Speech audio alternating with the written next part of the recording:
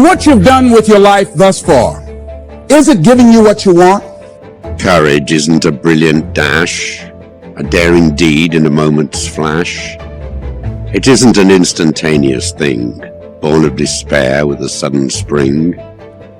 I don't doubt that there are many people in this country who break the law and aren't afraid to die in the process.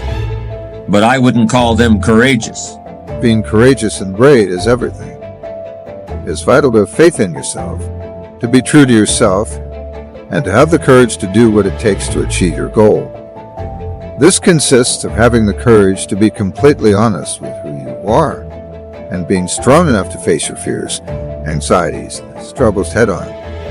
Pursuing your passions and being yourself requires a tremendous amount of inner strength, and it's important to constantly recognize and appreciate the confidence that it takes to follow your heart and your dreams. Often following your passion and doing what you feel is right for your life will involve going out on your own, being independent and standing strong in your choices. Even when others may disagree with your decisions, if you feel that what you're doing is right for your life, then it is important to stand firm in what you have chosen to do and who you have chosen to be. Most people are governed by their habits, their fears, and the opinions of others. A lot of people never try anything differently because they have been convinced by people in their lives that they value that they can't do it. Failure is ceasing to try. It is accepting defeat, and to all you may meet, giving voice to a sigh. It is in thinking it vain to attempt furthermore, and in bowing to pain when the muscles grow sore. Failure is stepping aside from the burnt of the fray in a weak-hearted way. But remember, you're never really helpless.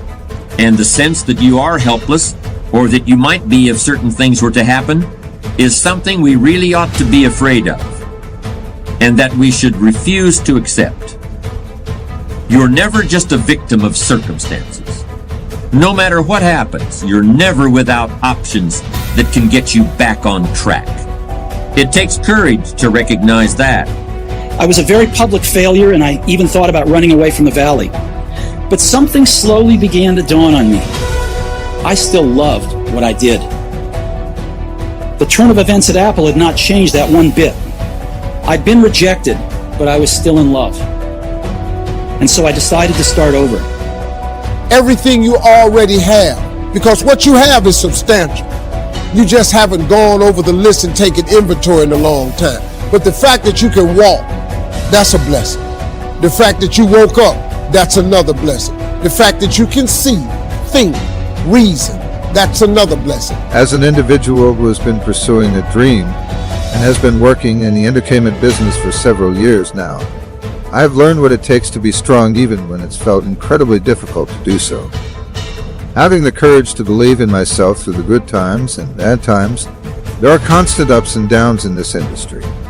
And having the fortitude to remain true to myself have been major factors in the successes that I have been fortunate to have seen so far in my life. Overall, I have simply tried to be exactly who I am. Living truthfully and fearlessly involves strength, vulnerability, uncertainty, and honesty, which has not always been easy. Still, it's certainly been worth it, and all of the blessings that I've experienced so far in my life have evolved from making the decision to be courageous. See, finding that antidote starts to change the game. And then after you identify it, you find the antidote. Number 3 is you got to practice that emotion. I know that sounds weird. I'll explain what I mean in a moment. But you got to do that emotion enough consciously that you can go from frustrated or depressed to determined. And you know how to shift that gear, and it's not fake, it's not some pump up, it's real. Once you get this, y'all, you can change everything. Do you understand? Negativity, you can protect yourself from negativity. And that's what stops most people, negative thoughts. You can coat your mind from negativity. Everything you're going through is preparing you for what you ask God for. You just got to quit tripping while you're in the process, because the process is necessary. You may not see it now, but when he gets you on the other side of it, you're going to see exactly why it went that way. And you're going to be okay with it. But quit tripping during the process. Oh Lord, why me? You ain't the only one.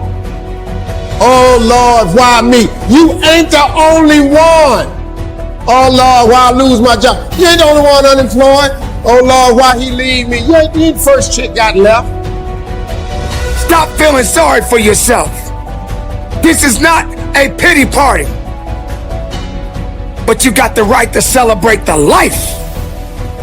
Because no matter if it's good or if it's bad, nothing is greater than living. Because if you're living, there's a possibility to change something. Many people are allowing the ideas to lie dormant and collect dust. Many people have all this talent and ability that they are allowing to be buried inside of them, that they will take with them to their graves because they didn't have the courage to be who they are. They say we came to you because you could have brought us to life, they say. And now we have to go to the grave together. So I ask you today, how many ghosts are going to be around your bed when your time comes? When you make a commitment to be true to yourself and to your dreams, the possibilities for your life truly are endless. The first step in becoming a more courageous individual, I believe, is to take an honest look at who you are today and think about the person you'd like to become tomorrow. Do not hold yourself back, my friend. You're the only one who can stop yourself from reaching your highest potential, and it's crucial that you don't get in your own way. We're all dealing with certain struggles, but you are a lot stronger than you might even realize.